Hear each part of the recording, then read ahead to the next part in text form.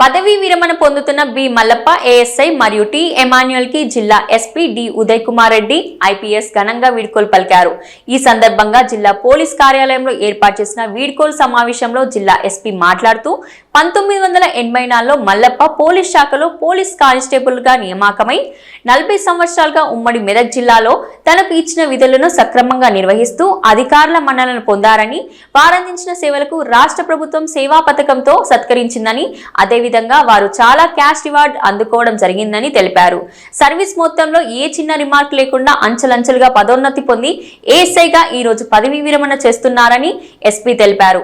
అదేవిధంగా పదవీ విరమణ పొందుతున్న ఎమాన్యుయల్ 1989లో పోలీస్ శాఖలో పోలీస్ కానిస్టేబుల్ గా నియామకమై 35 సంవత్సరాలు ఉమ్మడి మెదక్ జిల్లాలోని తనకు ఇచ్చిన విధులను సక్రమంగా నిర్వహిస్తూ అధికారుల మన్ననలను పొందారని, వారందించిన సేవలకు రాష్ట్ర ప్రభుత్వం సేవా పథకంతో సత్కరించిందని గుర్తు చేశారు. వారు పోలీస్ శాఖకు అందించిన సేవలు మరవలేవని వారి సేవలను కొనియాడారు. జిల్లా ప్రజలందరికీ మెదక్ జిల్లా పోలీసుల తరఫున అందరికీ wish you happy new year, కొత్త సంవత్సర శుభాకాంక్షలు. మనం ఇంకొక 10 గంటల్లో మనం కొత్త సంవత్సరంలోకి అడుగు పెట్టబోతున్నాము. ప్రజలందరూ కూడా నెక్స్ట్ 2025లో చాలా హ్యాపీగా సుఖ సంతోషాలతో ఉండాలని, సేమ్ టైంలో పోలీస్ డిపార్ట్మెంటు మీ అందరి శాంతి భద్రత కోసము, మీ అందరి పీస్ఫుల్గా ఉండాలనే ఉద్దేశంతో మేము మా వర్క్ని డిజైన్ చేసుకున్నాము. ఈరోజు నైట్ కూడా అన్ని పోలీస్ స్టేషన్ ఏరియాలో మేము వెహికల్ చెకింగ్, తర్వాత ప్రాపర్ చెకింగ్ చేస్తాము.